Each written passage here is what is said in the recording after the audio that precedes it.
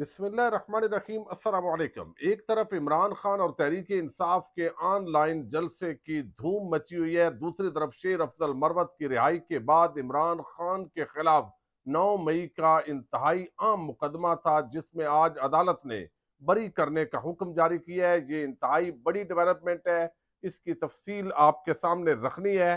कादी फायद ईसा जुल्फकार अली भुट्टो कत्ल केस इस वक्त सुप्रीम कोर्ट ऑफ पाकिस्तान में सुन रहे हैं और जनरल जियाउल हक के बेटे ने काजी साहब को क्या कहा है, इस हवाले से भी तफसीलात आपके सामने रखनी है।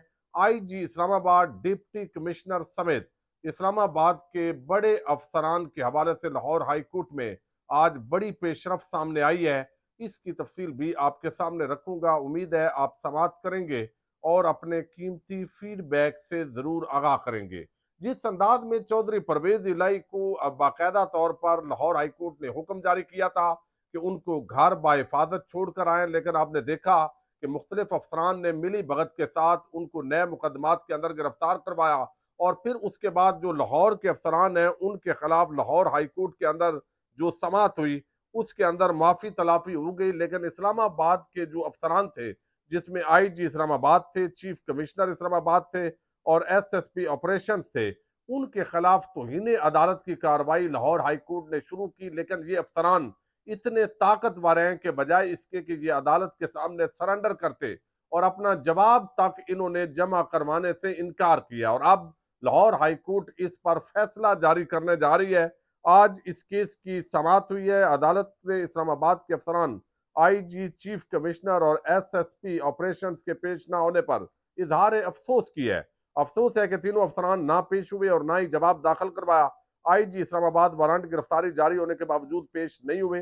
जस्टिस सुल्तान तनवीर अहमद ने कैसरा इलाही की दरखास्त पर आज समाअत की है। फैसला महफूज हो गया है। अब जज साहब के पास कोई और ऑप्शन है नहीं, लेकिन इतने बेबस जजज पहली मरतबा तारीख के अंदर देखे जा रहे हैं। जो तहरीक इंसाफ के लोगों के खिलाफ तो शेर नजर आ रहे हैं, लेकिन दूसरी तरफ जब मामला होता है कुछ अफसरान का या नून लीग और पीपल्स पार्टी का, तो वहां तेजी के साथ उनके केसेस माफ करवाए जाते हैं और इस मामले के अंदर ये आज फैसला महफूज हुआ है। दूसरी तरफ जुल्फकार अली भुट्टो कत्ल केस, आपको इल्म है सुप्रीम कोर्ट ऑफ पाकिस्तान में इसकी समाअत हो रही है और आज भी लोग सवाल उठा रहे हैं कि जब से कादी फायद ईसा आए हैं तो अमूमन उनका जो नुक्ता नजर है वो जिस तरह खुलकर सामने आया है कि वो पुराने केसेस तो उठा रहे हैं जो इस वक्त जिसका वो इम्पैक्ट नहीं है, और खास तौर पर इलेक्शन के अंदर जो नून लीग का बयानिया बन सके, पीपल्स पार्टी का बयानिया बन सके, उसके अंदर उनकी बगैर दिलचस्पी नजर आ रही है। लेकिन दूसरी तरफ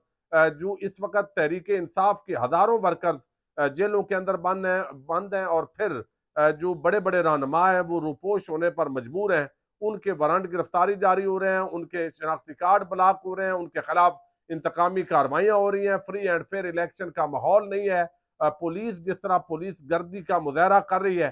तो इस सारे मामले के अंदर खामोश होकर काजी फायद ईसा ने जुल्फकार अली भुट्टो कत्ल केस जो है उसकी समाअत की। एक तरफ अहमद कसूरी जो सामने आए और उन्होंने अपना मौकफ रखा, लेकिन अभी उनका मौकफ सुना नहीं गया। लेकिन दूसरी तरफ जनरल जियाउल हक पर चूंकि ये सारा इल्जाम है कि उस वक्त के वो आर्मी चीफ थे, सदर पाकिस्तान थे, उनके कहने पर ये सजा हुई। लेकिन एजाजुल हक जो है वो अब जियाउल हक के बेटे हैं ज़ाहिर है, तो उन्होंने पहली मरतबा खुलकर इस पर अपना नुक्ता नजर दिया है।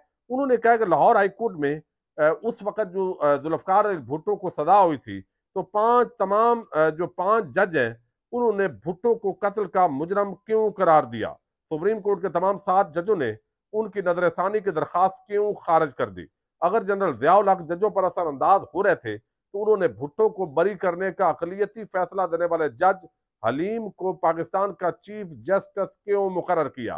क्या अदलिया को अपना वक्त मुर्दा सिविलियन मार्शल लॉ एडमिनिस्ट्रेटर्स को बरी करने पर सर्फ करना चाहिए, जबकि लाखों जिंदा लोग अपने लिए इंसाफ की दुहाई दे रहे हैं। और इस दौरान जो है वो कादी फायद ईसा और उनकी जो सुप्रीम कोर्ट है वो पुराने जो मुर्दे गड़े हुए हैं उनको उखाड़ने पर लगी हुई है। तो ये अमल जो है वो मुनासिब नहीं है। इसके साथ उन्होंने मजीद भी इस हवाले से जो गुफ्तगू की है उसके अंदर उन्होंने बताया है कि नवाब अहमद खान कसूरी को असल में किसने कत्ल किया था, जबकि उनके कत्ल का शुबा किसी और पर भी नहीं था। लाहौर हाईकोर्ट में तमाम 5 जजों ने भुट्टो को कत्ल का मुजरम क्यों करार दिया? सुप्रीम कोर्ट के 7 जजों ने जाए वकूआ पर इतने ठोस शवाहिद देखने के बाद भुट्टो की FSF के कातलों को मुजरम क्यों करार दिया? क्या सुप्रीम कोर्ट के 7 जजेस और लाहौर हाई कोर्ट के तमाम 5 जजेस का यह फैसला गलत है कि भुट्टो की प्राइवेट सिक्योरिटी फोर्स ने कसूरी को कत्ल किया? क्या मौजूदा सुप्रीम कोर्ट यह समझती है कि SSF को कोई और हुक्म दे रहा था? क्या ये जनरल ज़ियाउल हक की हुकूमत थी जिसने 1974 में मार्शल लॉ से 3 साल कबल भुट्टो के खिलाफ ये FIR दर्ज करवाई? तो बहुत सारे इस तरह के आम जो सवालात हैं वो उन्होंने उठाए हैं कि एक साबिक चीफ जस्टिस के बयान को लेकर और पूरा जो मामला है उसको अब ज़ियाउल हक पर डालना ये मुनासिब नहीं है। ये उन्होंने बहरहाल वो चूंकि बेटे हैं ज़ियाउल हक के, उन्होंने अपना मौक़िफ़ दिया है, जबकि इसको हमेशा अदालती कत्ल के तौर पर जो है वो अदलिया के अंदर देखा जा रहा है। लेकिन दूसरी तरफ आप देख रहे हैं कि अभी तक सोशल मीडिया पर ऑनलाइन जलसे की हलचल मची हुई है। लोग उसको अप्रिशिएट कर रहे हैं। जिस तरह हुकूमत ने घुटने टेके, जिस तरह रात को आज भी गुफ्तगू की जो है वो बैरिस्टर अली गौर जो चेयरमैन है तहरीक इंसाफ के, उन्होंने कहा कि कल रात हमने पहली मरतबा ऑनलाइन जलसा किया। इस ऑनलाइन जलसे को 4 मिलियन लोगों ने फेसबुक, यूट्यूब और ट्विटर पर देखा। इतनी इतनी मकबूलियत आपने किसी पार्टी की नहीं देखी होगी। 22 दिसंबर से पहले हमारा पार्टी सर्टिफिकेट हर सूरत बहाल किया जाए। सर्टिफिकेट बहाल ना हुआ तो हमारे उम्मीदवारों के कागजात नामजदगी के मुतासर हो सकते हैं। अकबर एस बाबर का PTI से कोई ताल्लुक नहीं, हमें अपने केसेस से मुताल्लिक अदलिया पर मुकम्मल एतमाद है। तो देखते हैं जी, अदलिया पर एतमाद है तो अदलिया किस तरीके से जो है वो इंसाफ फराहम करती है। लेकिन एक और बड़ा आम मामला है और वो एक बड़ी पेशरफ्त हुई है। एक तरफ तो शेर अफजल मरवत जिनको 3 MPO के तहत गिरफ्तार किया गया पंजाब के अंदर ताकि वो जलसे न शुरू कर सके, और फिर वकला ने भरपूर एहतजाज किया। लाहौर जो अदालत है उसके अंदर पुलिस का दाखिला रोक दिया गया और इस वक्त पुलिस और जो वकला हैं उनके दरमियान बड़ी टसल चल रही है। लेकिन इस खास माहौल के अंदर जो है वो शेर अफजल मरवत को अभी तक रिहा नहीं किया गया। हो सकता है उनको उसी तरीके से इंतकामी कार्रवाई का मजीद निशाना बनाया जाए जिस तरह बाकियों को इंतकामी कार्रवाइयों का निशाना बनाया गया है। और लोग अब कहने पे मजबूर हैं और तनकीद भी कर रहे हैं कि एक ऐसा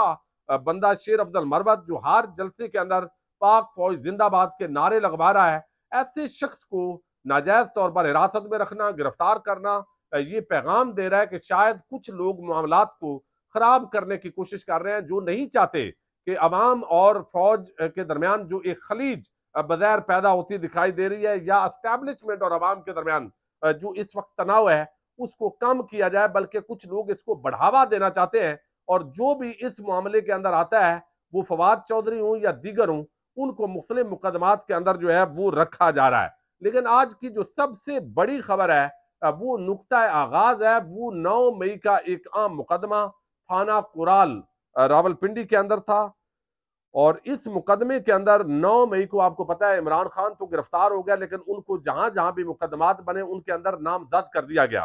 तो ये एक केस है जिसके अंदर बाकायदा तौर पर डिस्ट्रिक्ट एंड सेशन कोर्ट ने 25 मई लॉन्ग मार्च जलाओ घेराव के केसेस में साबक वजीर आजम इमरान खान और असद उमर को बरी कर दिया है। सिविल जज नवीद खान ये पहले जो 25 मई के वाकयात हुए उन वाकयात के अंदर ये मुकदमा बनाया गया था, जलाओ गिराओ का मुकदमा था, और वो हालांकि तहरीक इंसाफ का लॉन्ग मार्च था और उस लॉन्ग मार्च को रोकने के लिए जो है वो ये सारा कुछ किया गया। लेकिन उस जलाओ गिराओ के मुकदमे के अंदर इमरान खान को और असद उमर को बरी किया गया है। सिविल जज नवीद खान ने केस की समाअत की। अदालत ने दीगर मुल्जमान के खिलाफ केस की समाअत 24 फरवरी तक मुलतवी की है। तो ये 25 मई का जो जिस तरीके से आपको इल्म है तहरीक इंसाफ का लॉन्ग मार्च पेशावर से आया, रास्ते में जिस तरह उसको रोका गया, फिर इस्लामाबाद के अंदर और लाहौर के अंदर जिस तरह पूरे पंजाब को नो गो एरिया बनाया गया पुलिस की तरफ से, गाड़ियां तोड़ी गई, खास तौर पर लोगों को इंतकामी कार्रवाइयों का निशाना बनाया गया। तो वो 25 मई के जो मुकदमात चल रहे थे उसके अंदर जो है वो इमरान खान को इस मुकदमे में आज बाकायदा अदालत ने बरी किया है। और रूल ऑफ कंसिस्टेंसी के तहत जो दीगर भी 25 मई के मुकदमात हैं उसके अंदर ये तवक्को है कि अब इमरान खान के जो केसेस हैं वो बरी होंगे। चूंकि इसी अदालत के अंदर जो है वो ये सारी चीज चूंकि उस वक्त वो लॉन्ग मार्च कर रहे थे तो लॉन्ग मार्च के दौरान वो मौजूद थे और आगे जो वाकयात पूरे पंजाब में हुए उन FIRs के अंदर भी इमरान खान को डाला गया था।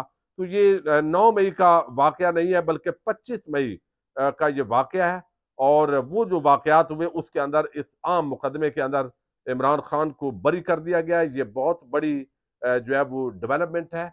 अल्लाह ताला पाकिस्तान की हिफाजत फरमाए। अस्सलामु अलैकुम।